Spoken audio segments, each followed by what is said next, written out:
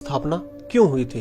इसका उत्तर जानने से पहले आपको खिलाफत आंदोलन के बारे में पता होना चाहिए। तो चलिए पहले खिलाफत आंदोलन क्या था ये जानते हैं। संसद में मोदी ने हामिद मियां पर तंज कसते हुए कहा था कि आपके परिवार के लोगों ने खिलाफत आंदोलन में भाग लिया था, जिस पर हामिद मियां खीसे निपोड़ते रह गए। तो क्या था यह खिलाफत आंदोलन, जिसे सुनते ही हामिद मियां और कांग्रेस असहज हो उठी? जानने के लिए पूरी वीडियो अंत तक देखें। खिलाफत जानने से पहले आइए पहले जरा खलीफा को जान लें।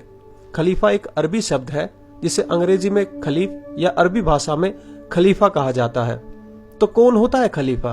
खलीफा मुसलमानों का वह धार्मिक शासक होता है जिसे मुसलमान मोहम्मद साहब का वारिस या सक्सेसर मानते हैं। खलीफा का काम होता है कि युद्ध करके पूरे विश्व पर इस्लाम का निजाम कायम करना, जो कश्मीर में बुरहान वानी करना चाहता था, यानी इस्लाम की ऐसी हुकूमत कायम करना जिसमें इस्लामिक यानी शरिया कानून चले और जिसमें इस्लाम के अलावा किसी और धर्म की इजाजत नहीं है। जितने हिस्से या राज्य पर खलीफा राज करता है उसे खलीफेट यानी अरबी भाषा में खलीफा कहते हैं। खलीफा यानी इस्लामिक सुल्तान और खिलाफा यानी इस्लामिक राज्य। 1919 से 1922 के दौरान टर्की में ओटोमन वंश के आखिरी सुन्नी खलीफा अब्दुल हमीद II का खिलाफा यानी शासन चल रहा था, जो कि जल्द ही धराशायी होने वाला था। इस आखिरी इस्लामिक खिलाफा यानी शासन को बचाने के लिए अब्दुल हमीद II ने जिहाद का आह्वान किया ताकि विश्व के मुसलमान एक होकर इस आखिरी खिलाफा यानी इस्लामिक शासन को बचाने आए। पूरे विश्व में इसकी कोई प्रतिक्रिया नहीं हुई सिवाय भारत के। भारत के अलावा एशिया का कोई भी दूसरा देश इस मुहिम का हिस्सा नहीं बना, लेकिन भारत के कुछ मुट्ठी भर मुसलमान इस मुहिम से जुड़ गए और हजारों किलोमीटर दूर 7 समंदर पार टर्की के खिलाफा यानी इस्लामिक शासन को बचाने और अंग्रेजों पर दबाव बनाने निकल पड़े। जबकि इस समय भारत खुद गुलाम था और अपनी आजादी के लिए संघर्ष कर रहा था। लेकिन अंततः 1922 में तुर्की से सुल्तान के इस्लामिक शासन को उखाड़ फेंका गया और वहां सेकुलर लोकतंत्र राज्य की स्थापना हुई और कट्टर मुसलमानों का पूरे विश्व पर राज करने का सपना टूट गया।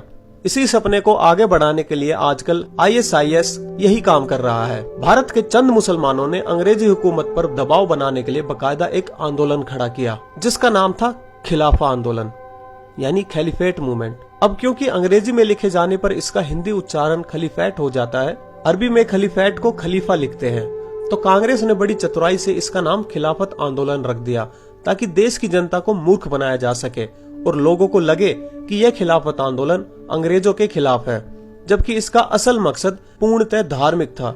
इसका भारत की आजादी या उसके आंदोलन से कोई लेना देना नहीं था। कुछ समझ में आया कैसे शब्दों की बाजीगरी से जनता को मूर्ख बनाया जा रहा था, कैसे खलीफत को खिलाफत बताया जा रहा था। ठीक वैसे ही जैसे फिरोज खान गांधी को फिरोज खान गांधी बना दिया गया। उस समय भारत में इतने पढ़े लिखे लोग और नेता नहीं थे कि गांधी नेहरू की इस चाल को समझ सके, लेकिन इन सब के बीच कांग्रेस में एक पढ़ा लिखा व्यक्तित्व उपस्थित था जिसका नाम था डॉक्टर केशव बलिराम हेगड़ेवार। इन्होंने इस आंदोलन का जमकर विरोध किया क्योंकि खिलाफा सिर्फ तुर्की तक सीमित नहीं रहना था। इसका उद्देश्य तो पूरे विश्व पर इस्लाम की हुकूमत कायम करना था, जिसमें गजवाए हिंद यानी भारत भी शामिल था। डॉक्टर हेगड़ेवार ने गांधी और नेहरू को बहुत समझाने की कोशिश की, लेकिन वे नहीं माने। अंततः डॉक्टर हेगड़ेवार ने कांग्रेस के इस खिलाफत आंदोलन का विरोध किया और कांग्रेस छोड़ दी। तो अब समझ में आया मित्रों कि कांग्रेसी जो कहते हैं कि RSS ने आजादी के आंदोलन का विरोध किया था, वो असल में किस आंदोलन का विरोध था? आप डॉक्टर हेगड़ेवार के स्थान पर होते तो क्या करते? क्या आप भारत को गजवाए हिंद यानी इस्लामिक देश बनते देखते या फिर डॉक्टर साहब की भांति इसका विरोध करते?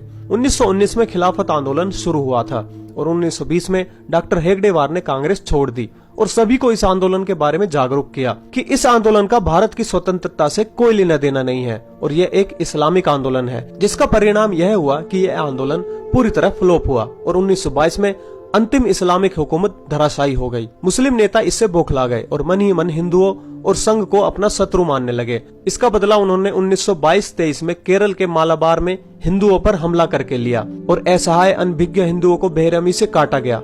हिंदू लड़कियों की इज्जत लूटी गई, जबकि इस आंदोलन का भारत या उनके पड़ोसी देशों तक से कोई लेना देना नहीं था।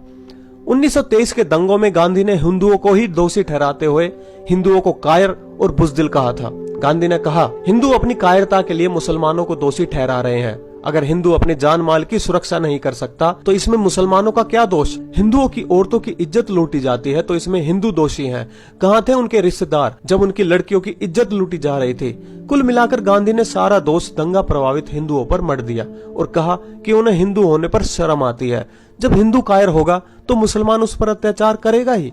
डॉक्टर हेगड़ेवार को अब समझ में आ चुका था कि सत्ता के भूखे भेड़िए भारत की जनता की बलि देने से नहीं चूकेंगे।